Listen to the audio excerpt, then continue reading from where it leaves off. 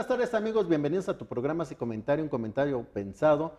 Como todos los jueves, bienvenidos a tu programa. Esperemos que esta sobremesa que seguramente estás haciendo, pues sea agradable y con una información, como siempre que tratamos de dar aquí en tu programa. Un análisis de los problemas o de lo que sucede en este nuestro mundo. Como saben ustedes, mañana viernes se ha calificado como el Viernes Negro. No sabemos qué va a pasar con la toma de posesión a la presidencia de los Estados Unidos de Norteamérica por Donald Trump. Hay una gran incertidumbre, hay amenazas que se ha hecho de este señor desde que estaba postulándose a la presidencia, con amenazas directamente a nuestro país, amenazas a empresas de devolverse a los Estados Unidos o ser sancionadas severamente. Para este análisis, pues como ustedes saben, ya hemos hablado un poco de la masa que escogió a este presidente. Pero nos interesa también ver la psique, lo que mueve a este señor Donald Trump a su ascenso. Para estudiar la psique de Donald Trump, de ver el peligro que puede encarar, de ver las expectativas que pudieran hacerse tanto en nuestro país como a nivel internacional, pues hemos traído un experto que ha hecho estudios, por cierto, él nos mencionaba en otros programas, de estudios doctorales que había realizado en torno a Latinoamérica. Entonces, sabiendo de la cuestión de la psique, sabiendo del entorno de Latinoamérica y el encuentro con estos países hegemónicos, en este caso los Estados Unidos de Norteamérica, hemos invitado a nuestro gran amigo, al psicólogo clínico Fernando Carrera Testa, para que nos hable de Donald Trump. Bienvenido, mi estimado Fernando, ¿cómo estás? Buenas tardes, Víctor. Encantado de estar nuevamente por acá.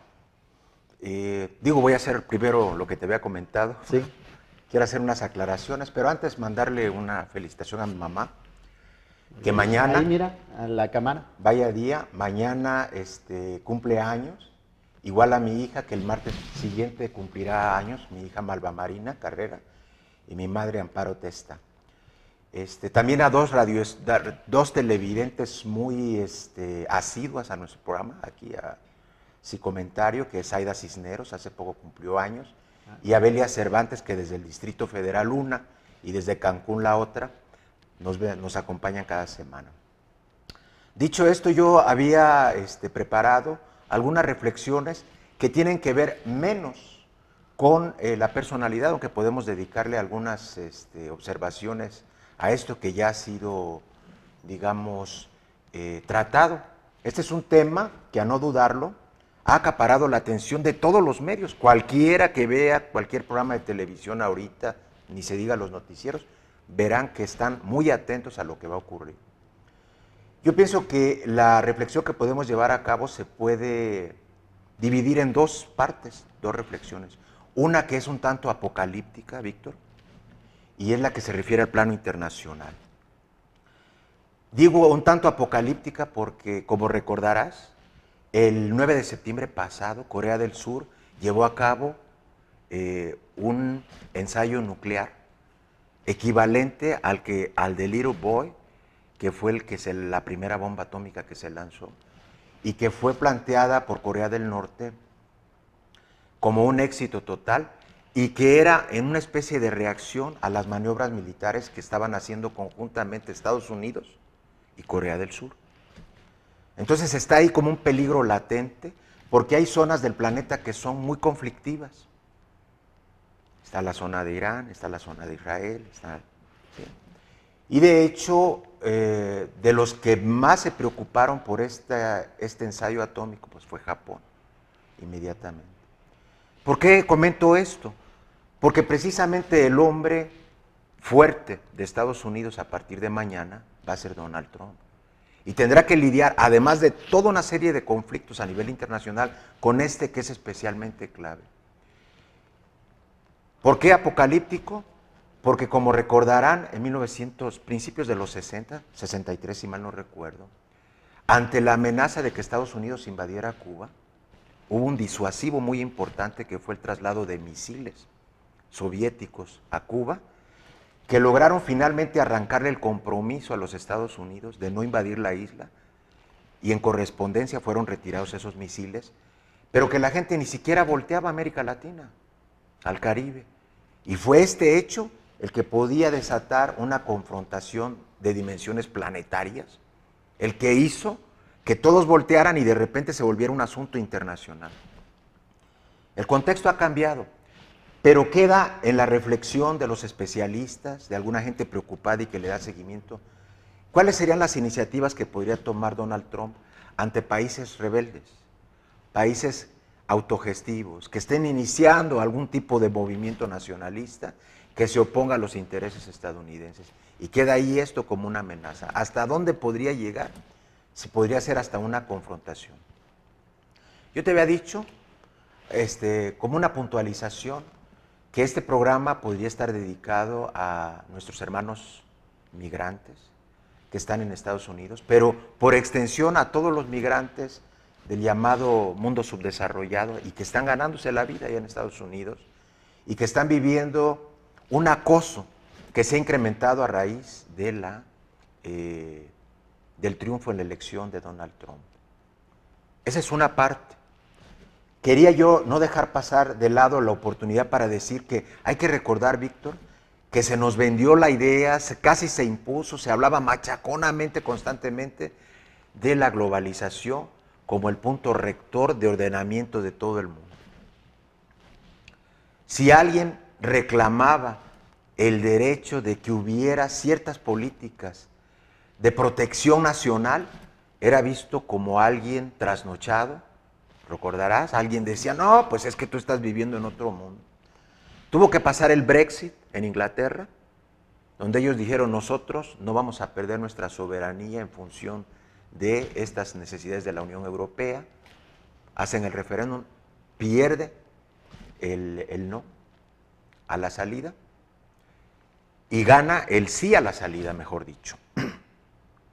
Y ahora tenemos como la gran amenaza Donald Trump con una política también proteccionista, como tú decías hace rato, con medidas sumamente agresivas, extraeconómicas, o sea, amenazando a las industrias que están en nuestro país, con, en un momento dado,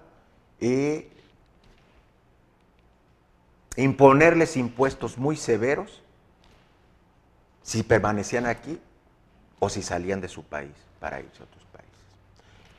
Por eso la dedicatoria a estos compatriotas nuestros que están siendo, digamos, acosados, amenazados, el terror que se está viviendo ahorita en el suelo norteamericano. Muy bien. Tú habías sugerido un título muy ad hoc para el programa, que es Donald Trump, peligros y resistencias. Personalmente, ahorita desde el punto de vista meramente psíquico, Donald Trump es un peligro como persona y con esta parte de tener el poder y en sus manos los códigos para desatar una tercera guerra mundial. Bueno, creo que en alguna ocasión, en una de esas charlas que hemos tenido, muy productivas, por cierto, yo te había comentado que si hacemos una evaluación serena, lo más objetiva posible, nos damos cuenta de que indudablemente hay una interconexión entre lo que es la dimensión psíquica de los individuos y la dimensión social de los problemas. Y que a lo largo del tiempo yo había llegado a la conclusión de que en tratándose de problemas de orden social, problemas de vida comunitaria, la supremacía la tiene siempre la dimensión social. A lo que tú preguntas yo respondería, ¿es importante la psique de los individuos para este tipo de cuestiones? Yo diría sí. Pero también la experiencia histórica nos muestra que hay una serie de regulaciones sociales que pueden favorecer o bloquear, impedir, digamos, la conducta impulsiva de los individuos. En este caso estamos ante un ejemplo muy elocuente de lo que puede ser la concentración del poder en una sola persona. Y sin embargo, yo no podría responder categóricamente. Yo diría, es un enigma. ¿Hasta qué punto los organismos propios de Estados Unidos pueden ir regulando y poniendo límites a las decisiones de Trump? Eso es lo que está por verse. Por lo pronto, sí hay una mayoría en el Congreso para los republicanos, y eso sí alarma, porque si bien a Obama se le bloquearon una serie de iniciativas por no contar con la mayoría del Congreso, no va a ser el caso de Donald Trump, que parecería en principio que tiene las manos libres. Ahí es donde yo le pondría comillas. ¿Dónde estaría, Víctor, la regulación, las normas que dirían hasta aquí? Se ha hecho una documentación muy minuciosa de cómo funcionaba el programa nuclear estadounidense, en la cual, bueno, se ha difundido que había un hombre que siempre traía un maletín, porque el único autorizado de apretar ese botón era el presidente de los Estados Unidos. Esto, digamos, en la actualidad no es tan así. Finalmente sí es el presidente de los Estados Unidos el que tiene la última palabra, pero hay normas que tienen que regular lo que podría ser, digamos, el inicio de un ataque de estas proporciones. Si fuera exclusivamente en términos de impulsividad, yo no dudaría en decirte, estamos ante un riesgo inminente de que empiece una confrontación como la que tú sugieres. A ver, vamos a llegar a la especulación, y disculpa que insista, Adelante. en esta parte de la personalidad.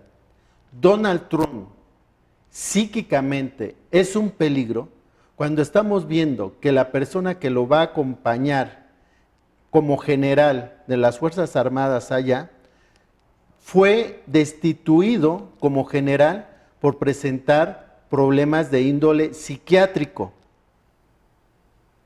¿Cuándo a una persona se le puede caracterizar con un problema psiquiátrico? Hablando generalmente, Fernando. Bueno, yo creo que sí califica, indudablemente. ¿Por qué? Tiene bajo control de impulsos, ya lo vimos. A ver, ayer entonces, se peleó con la dile a prensa. la cámara Ayer cuáles serían los puntos cuando una persona presenta problemas a nivel psicológico que puede ser un peligro. Por favor. Bueno, ya dijimos, uno es ese bajo control de impulsos, que además ha sido manifiesto desde la campaña. Digo, todos los que le dimos más o menos un seguimiento puntual a esta cuestión, alcanzamos a ver cómo casi perseguía a Hillary cuando estaba ella deambulando casi como un depredador. Ayer o antier, en estos días, se peleó directamente con los representantes de la prensa, siendo ya presidente electo. Toda la gente lo vio decir, bueno, si fuera alguien que tuviera un control de impulsos, lo que sospecharíamos es que habría un control interior que le dijera, no me agrada lo que está diciendo esta persona, pero en este momento no es conveniente que yo actúe de esta manera. Eso se borra en el caso de Donald Trump y de personalidades de este tipo. La vez pasada que estuvimos aquí, en ocasión del tratamiento de otra cuestión de índole más local, recuerdo que el compañero abogado, ¿cuál es su nombre? ¿Arturo? No, Mauricio Cruz. Mauricio Cruz, perdón, que me disculpe que ahorita se me pasó, pero él mencionaba un punto que aquí también es clave. El punto clave es, dentro de personalidades psicópatas, es muy remarcada la importancia de la falta de empatía con otro ser vivo, y ni se diga con un ser humano. Ese parece también ser otro rasgo de Donald Trump. Esto es no tener emociones positivas, no ser solidario, no identificarse con el sufrimiento de un ser vivo o una persona. Hoy en la mañana, inclusive en algunos de los programas que estaba revisando a propósito del que tendríamos acá, se mencionaba también eso, ¿no? Donde se decía, bueno, que él había sido capaz de ofender y denigrar a las mujeres, públicamente, ante todos, de descalificar a personas discapacitadas, de burlarse, digamos, de la señorita que fue Miss Universo y de humillarla, Entonces, va uno sumando, eso es lo que sabemos. Ahora, debemos sospechar que hay dentro de toda su trayectoria la repetición de este tipo de actos. ¿Te parece que después del primer corte nos digas todos estos puntos que pudieran sumarse para ver si tiene una personalidad psicopática y entonces en manos de qué está el pueblo de los Estados Unidos de Norteamérica? Adelante. Amigos, no te vayas, estamos hablando con nuestro psicólogo Fernando Carrera Testa con el programa Peligros y Resistencias, Donald Trump. Regresamos.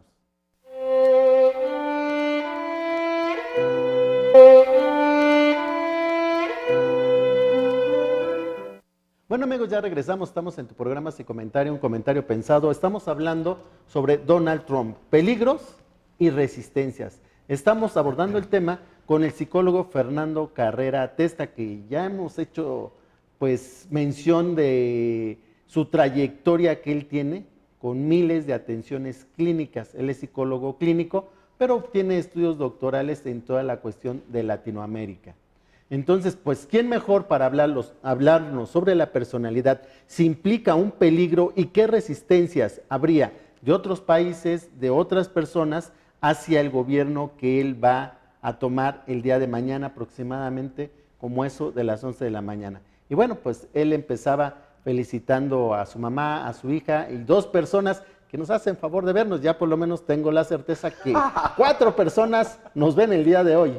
Y como yo lo he dicho, pues yo tengo así de gente que nos ven, mi mamá, mi papá, y como 3 hermanos que andan perdidos por ahí, somos más, pero bueno, gracias por seguir aquí en tu programa Sin Comentario. Y bueno, Fernando, nos estabas dando características de una persona que evidentemente sufre de algún desorden psicológico, que hablando jurídicamente dirían un desorden psiquiátrico.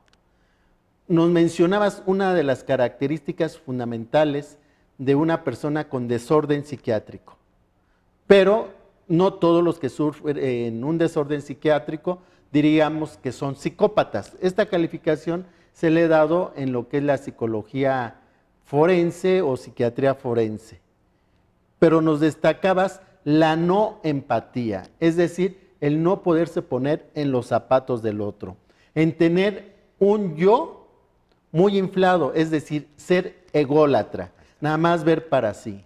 El no tener empatía es que no le importa el discapacitado, no le interesan las mujeres y es un poco depredador, porque precisamente hoy varios medios denunciaban que una de sus víctimas por acoso sexual y que le tocó partes de su cuerpo sin su consentimiento, acaba de establecer una demanda para el que tomaría la presidencia el día de mañana. Entonces, nos está sumando varios rasgos. ¿Qué más, Fernando?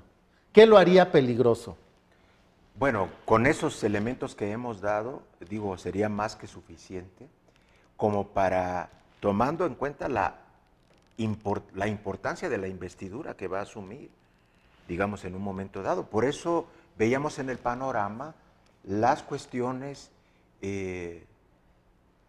las decisiones que seguramente va a tener que tomar. No vamos a poder aquí agotar, Víctor, eso es muy importante subrayarlo al auditorio, que dada la importancia de esa investidura, no podemos agotar ni con mucho todos los temas y todas las complicaciones que estarán bajo su responsabilidad.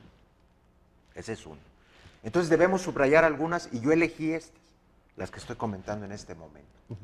Pero en cada una de ellas tiene que ponerse a prueba el buen juicio. También se ha destacado la falta de cultura del propio Donald Trump. Un hombre que es más bien empresario, que se ha hecho y que se está rodeando de un equipo que, digamos, nos despierta la gran preocupación de que difícilmente van a ponerse a limitarle con asesorías de prudencia, decirle, oiga, señor presidente, esto no es conveniente, sino que es muy probable que ellos mismos asusen o, digamos, se sumen a las iniciativas que él tiene. De momento estoy pensando que no quiero que se vayan a pasar algunas de las cuestiones que complementan un poco la idea que pensaba que se le debe dar a este contrapeso. ¿Es peligroso? Sí. ¿Tiene totalmente las manos las puertas abiertas para cualquier iniciativa, es un enigma. Déjame te interrumpo tantito. Ante todos estos, digamos, hechos, evidencias, ¿qué pasó con los que lo eligieron? Él llegó por, bueno, su sistema de votación que ellos tienen, pero finalmente el pueblo norteamericano, gran parte de ese pueblo, está entusiasmado. Justifican que está devolviendo el trabajo a los norteamericanos. Para nosotros sería un ogro, porque se lleva a las empresas, pero para allá dicen, pues bienvenido, nos está trayendo trabajo. Y evidentemente dirían, el más juicioso, él va a gobernar para los Estados Unidos, no para otro país. Así es que lo vean feo en otros países como México, que nos pega directamente, pues a él no le va a preocupar. Pero seguramente aquí hay un contagio psicológico que lo vuelve peligroso. Como tú lo dices, pero hay cierta reciprocidad. Cuando se habla de la víctima y el victimario, se piensa que el victimario es el ogro, es el que goza del otro.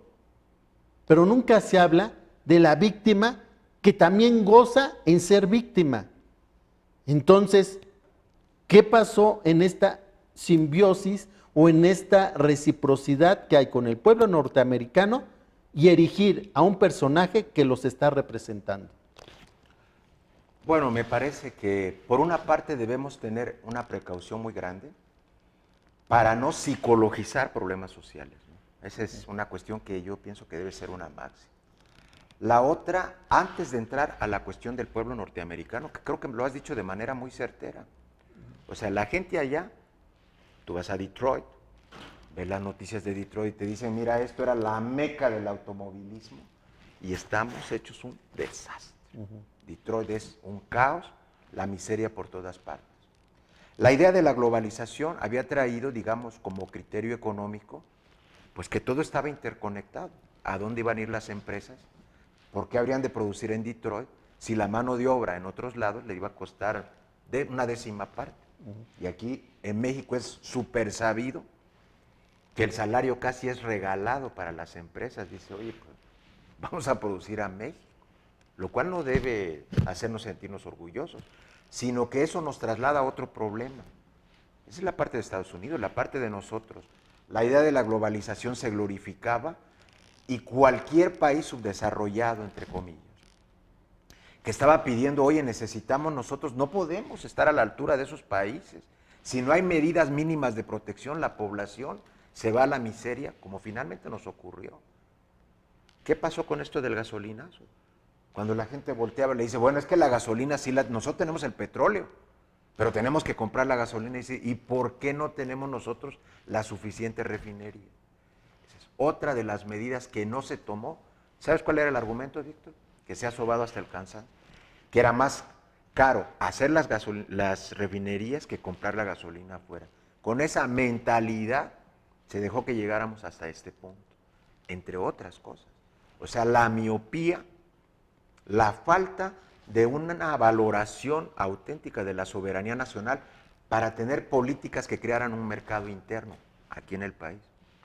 De repente tenemos una pesadilla al despertar en este momento. Faltaba que viniera exactamente un presidente proteccionista de los intereses norteamericanos, pero además que se comporta como un matón, como un bravucón. ¿Quién en su sano juicio se plantearía frente a empresarios para decirles, si sigues produciendo allá en México, te vamos a cobrar una serie de impuestos o te vienes para acá? O sea, es una medida extraeconómica, mafiosa realmente en los hechos. Esa es una parte. Ahora la otra, la que estabas diciendo, hablemos de la población estadounidense, es la desesperación por la falta de empleo y, entre comillas, la falta de respeto a nivel internacional, la que en un momento dado empezó a sacar los peores impulsos de la propia sociedad norteamericana. No son todos, y eso es muy importante, es lo que yo tengo anotado aquí como contrapesos, y al paso, aprovechando el viaje, podría dar por lo menos uno en este contexto, y era digno de todo reconocimiento y alabanza.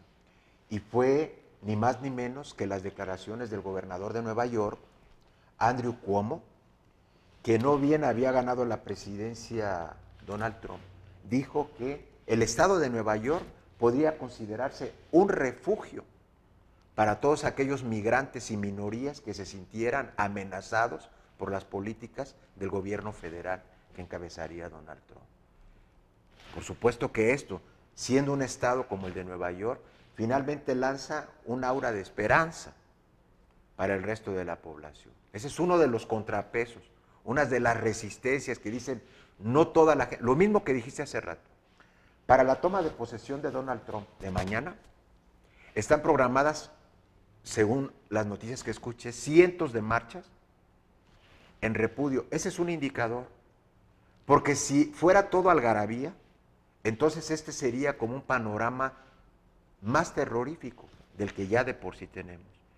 Pero el solo hecho de que haya esas manifestaciones nos regresa la certeza de que esto no es unánime, de que no hay un consenso en todo el pueblo norteamericano de bienvenida a Donald Trump. ¿Él va a ganar puntos? A mí no me cabe la menor duda. ¿Por qué? Porque con estas medidas envalentonadas y bravuconas, por supuesto que va a haber una recuperación económica del empleo en Estados Unidos. Esas son las primeras partes. El otro panorama sumamente preocupante, muy conectado, es que de repente, él lo dijo durante su campaña, Estados Unidos ha corrido con los costos de la seguridad de toda una serie de zonas del país, en Europa y en el Pacífico. Tienen que ir pensando en que ahora ustedes tienen que aportar económicamente para todo lo que es este aparato militar que los ha defendido. ¿Te parece que después del segundo corte, ahorita que hablaste sobre seguridad, hablando precisamente de la seguridad nacional, recordemos que a México se le tiene que certificar cada año? La certificación tiene que ver si hay exportación, cultivo de droga. Si no se ha cultivado tanto, si se han detenido carteles, pues entonces se les dan apoyos económicos a México. Como Donald Trump dice que fuera este proteccionismo, ahora ¿en quién va a correr la seguridad de los países? No te vayas, regresamos aquí a tu programa de comentario, un comentario pensado.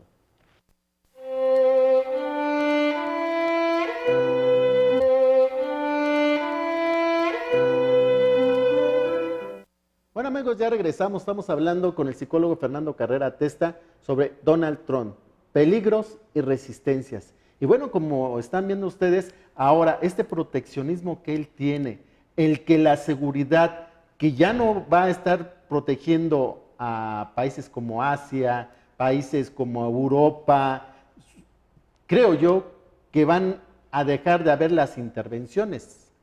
Aunque yo dudaría muchas cosas porque ante lo bravucón que es, se me está presentando el panorama como cuando se gestaba la Segunda Guerra Mundial, que estaban todos estos países del eje. Fernando, regresando un poquito a esto de seguridad. Esta amistad que está haciendo ahora con uno de sus grandes enemigos, que era la Unión Soviética o la URSS, o como se le llame ahora, Rusia, con Vladimir Putin. No te rías, Fernando, estamos hablando seriamente. Con Vladimir Putin. Me río por el gesto que tú haces, porque me echas a mí Con Vladimir Putin. Ya casi se cogen a besos. ¿Qué pasa? Va a surgir algo muy parecido de instaurar países hegemónicos o con un gran poder bélico que pudiera poner a temblar a los países del tercer mundo y empiecen a haber dos grandes bloques nuevamente, que es Rusia y los Estados Unidos, y cada uno de ellos sea dueño de la mitad del mundo? Mira, en este caso me da la impresión de que puede ser analizado con dos posibilidades básicas. Uno sería el hecho de que durante la gestión de Obama, Rusia no recibía el respaldo de parte de la administración norteamericana para los bombardeos que estaba llevando a cabo allá en, perdón, se me va. Eslovenia. No, acá en Kosovo. en el Medio Oriente. Ahorita, Irak. ese no. en Siria. Ah, en Siria. Ah, ok, Entonces, sí, Siria. el punto es, había una constante queja, todo lo contrario de Trump, que estuvo alabando la iniciativa de Rusia, precisamente como si hubiera una simpatía en términos de acabar con el terrorismo, que venía precisamente o identifica como uno de los focos exactamente en esa zona y exactamente en Siria. ¿Se puede hacer extensivo a todo el panorama? Yo lo dudo.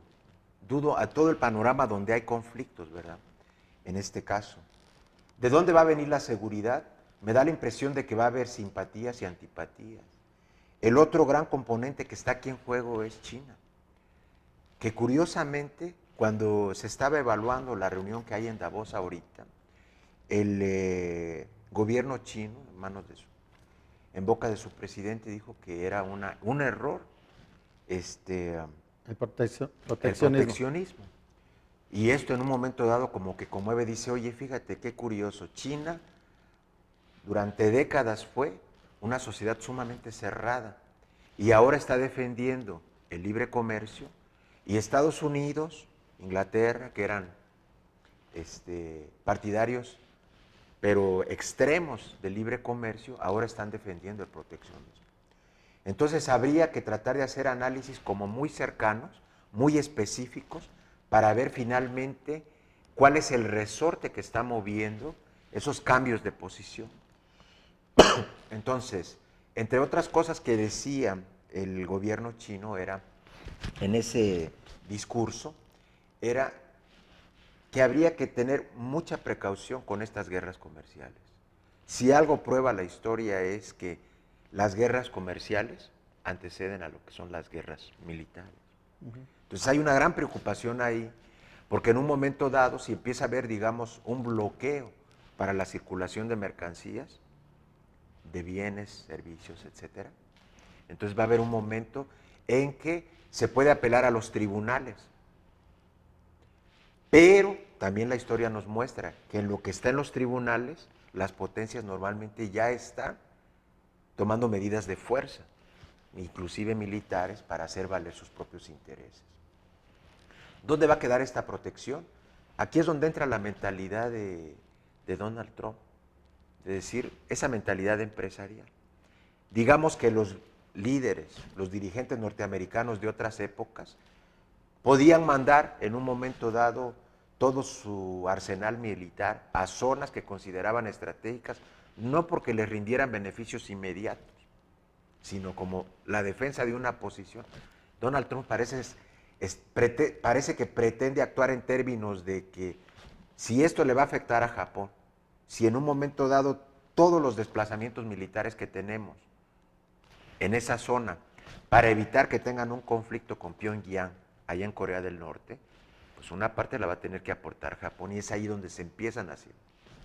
La recomposición que se viene de la OTAN es otro conflicto. Durante mucho tiempo, en un momento dado, es ser el fiel de la balanza, de decir, la Unión Soviética avanza, nos tiene aquí con todo este tipo de problemas, puede volar toda Europa en un momento dado, y nosotros somos el contrapeso. Parece que Donald Trump tiene la iniciativa ahora de decir, ¿sabes qué? ¿Cuánto cuesta? Y que se reparte entre todos los países lo económico. Esto, por supuesto, no va a dejar de tener consecuencias favorables a lo económico para Estados Unidos y muy desfavorables para las otras economías que tendrán que invertir recursos en algo que antes no estaba contabilizado. Para el caso de nosotros, digamos, yo decía que para el tercer mundo, lo que se ha conocido como el tercer mundo, aunque el término cada vez parece más en desuso, porque los dos mundos del que se había dividido el mundo no existen actualmente, no como tales. Me parece que la gran preocupación es quién va a poder detener dentro de los pequeños países o países subdesarrollados una ofensiva con un presidente con este perfil. Por eso me permití traer el ejemplo de Cuba en aquel momento, porque efectivamente había sospechas de que se había fracasado la invasión en Bahía de Cochinos. Podía nuevamente intentarse y de una manera mucho más poderosa, y tuvo que haber un contrapeso que detuviera esa invasión. Pero en este nuevo contexto que se abre, ¿qué país va a tener la seguridad de que un presidente como este, por lo menos en los próximos 4 años, va a respetar los procesos autónomos al interior de cada país? Y entre más pequeño sea el país, pues más vulnerable es. Eso se sabe, ¿no? A ver, aquí me abres una pregunta. Él dice que va a construir un muro en toda la frontera mexicana y que lo vamos a pagar los mexicanos. Y reiteradamente, ante preguntas incómodas, se sale con la construcción del muro. Pero todos los que vienen de Latinoamérica asumen que son mexicanos, cuando son nicaragüenses, salvadoreños, panameños. Bueno, Panamá ya no, porque es una colonia de Estados Unidos, lo sabemos, desde la invasión con Ortega. Noriega, perdón, con Noriega. Pero están otros pues, países de Latinoamérica que ingresan. ¿Por qué no habla de esta gente que entra, colombianos, peruanos, salvadoreños, que es una gran cantidad, nicaragüenses, y todos los identifica como mexicanos? ¿Hay algo personal con México? Sí, por supuesto. Esto es más o menos las posibilidades de interpretación en este momento, digamos, contemporáneas serían: una, que no hay una confrontación con México, sino que como depredador que es, está tratando de mandar un mensaje hostigando precisamente a su vecino más débil, pero tomándolo como el chivo expiatorio que le permite darle un ejemplo al resto del mundo. Mira lo que podemos hacer y no pasa nada. Déjame ponértelo, creo que más claro. Cada vez que vemos a una gente que tiene los ojos rasgados, pensamos que son chinos, ¿verdad? Y no, hay coreanos, japoneses, chinos, vietnamitas. Entonces todos los que sean morenos son mexicanos, y no es así. No, claro, pero por ahí ya se ha subrayado en términos del perfil social de Donald Trump. Parece que él no tiene amigos, solo tiene intereses. Y lo mismo valdría para la condición de sus enemigos. ¿Dónde están afectados nuestros intereses? Y por supuesto, conectado con lo que estabas diciendo ahorita, si a México le afectan, ya desde antes de que él tome posesión, porque ya sucedió, digo, también hay que ponerlo en la balanza, que en un momento dado algunas armadoras dijeron, nos regresamos a Estados Unidos, pero la BMW dijo no, y háganle como quieran. Nosotros nos quedamos en Aguascalientes, ¿sí? O sea, ahí también hay un punto que hay que tomar en cuenta. Pero en el contexto que lo estabas poniendo, da la oportunidad de ver si para nosotros indudablemente va a significar un golpe económico severísimo. Son miles y miles de empleos que de la noche a la mañana no van a estar aquí en el país. Ahora imagínate en El Salvador, en Honduras, que son países que también viven esta delincuencia organizada, pero en proporciones todavía mayores que las que vivimos nosotros, y son países muy pequeños. Si en un momento dado les cortan las remesas o se las graban allá, si nosotros vamos a sufrir, imagínate cómo va a sufrir Centroamérica. ¿Quién va a poder poner un orden ahí y decirle no hay trabajo? Y la gente se está regresando. Amigos, es que ya el interés está aquí de producción. Vámonos a un tercer corte y regresamos. Estamos hablando de los peligros y resistencias de Donald Trump. Regresamos aquí a tu programa de comentario, un comentario pensado.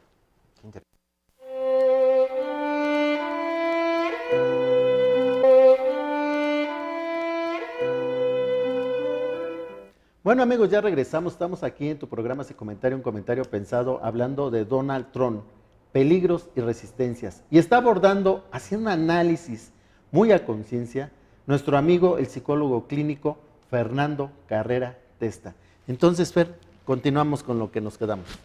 Bueno, si estábamos hablando de la magnitud de los problemas que nosotros estamos percibiendo, la gente, como lo dijiste a la entrada del programa, está pensando mañana es un viernes negro, es un viernes que puede cambiar la historia de la humanidad y que en proporción habrá algunos países que tenemos serias preocupaciones de que en este año que recién comienza pueda ser un año, un parteaguas, antes y después. y que esto en proporción a países muy pequeños debería sentirse como una amenaza mucho más grave al no tener, digamos, ciertos equilibrios, ciertos contrapesos a estas iniciativas. Digo, esta es una parte que debemos tomar mucho en cuenta. Yo no quisiera que se nos acabara el programa, Víctor. Ya habíamos dicho que se acabara el programa sin señalar algunos de estos contrapesos, que me parece importante, las resistencias. Habíamos hablado ya de que mañana hay toda una serie de manifestaciones programadas en repudio a la asunción de Donald Trump. También creo que el auditorio ha podido ser testigo de que toda una serie de personalidades del mundo de la cultura, del espectáculo, se han manifestado abiertamente en contra de las políticas de Trump. Inclusive los estilos de vida, donde había una liberalización de las costumbres, son grupos marginales de homosexuales, ¿sí?, que se sienten seriamente amenazados porque todas las conquistas que habían venido logrando con muchos sacrificios finalmente están siendo arrinconados y seguramente van a dar la batalla desde ahí. Yo hace rato mencioné la posición del gobernador del estado de Nueva York, pero también tendríamos que mencionar uno que me parece digno de destacarse, y es algo que está un poco mezclado, pero hay un grupo allá en California que se llama Yes California, no sé si lo hayas oído mentar. Este grupo Yes California, desde 1914, había lanzado la iniciativa de buscar la independencia del estado de California. Con la llegada de Donald Trump, ¡paz!, viene una explosión, se reanima la agrupación y logran llegar a un punto en el que están planteando un referéndum que se llevará a cabo en marzo de 1919, en donde, a la manera del Brexit, ellos han calificado el Calexit. Si California sale de la Unión Americana, llaman al referéndum y si tienen el 51% de la votación, piden inmediatamente que el gobernador se presente ante la ONU para que los tome en cuenta como país independiente. Los fundamentos que utiliza el grupo Yes para este Calexit es que tiene 38 millones de habitantes y una posición que lo ubicaría al Estado como la sexta economía del mundo por encima de Francia.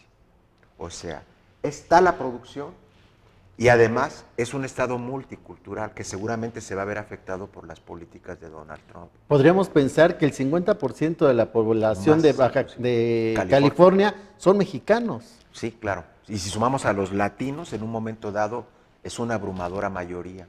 Ahí está Hollywood y todas las personalidades del espectáculo. Sin hablar de todas las riquezas que tienen, viñedos, etcétera. Estamos hablando de que todavía no solo compite, sino que supera a muchos estados de la Unión Americana en términos de productividad.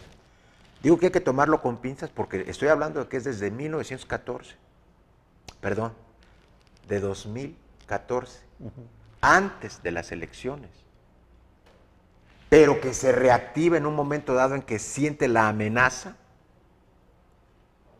de la llegada de Donald Trump. Va a lanzar a la calle. Tú decías algo hoy muy importante, Víctor, en el Face. Estaba leyendo algunos comentarios y me pareció muy valioso lo que comentabas, donde decías, bueno, que hay que romper ciertos mitos. La administración de Obama también expulsó un número muy alto de migrantes. Aquí la cuestión es que esta política de Estado se ve abiertamente publicitada.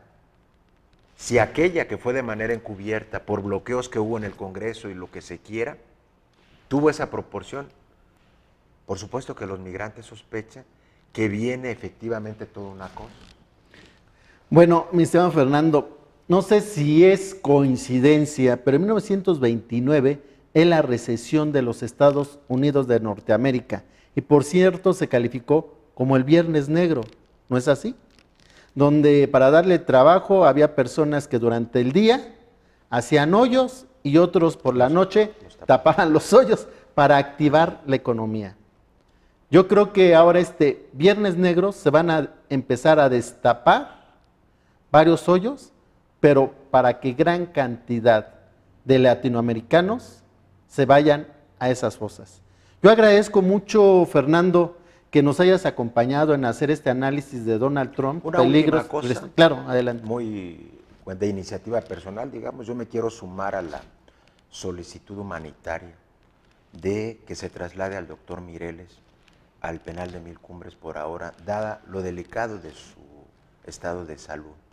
Era muy importante para mí manifestarlo, digo, dentro de un auditorio, aunque sea modesto, pero que también hay una simpatía porque se salvaguarde la seguridad de la salud del doctor Mireles.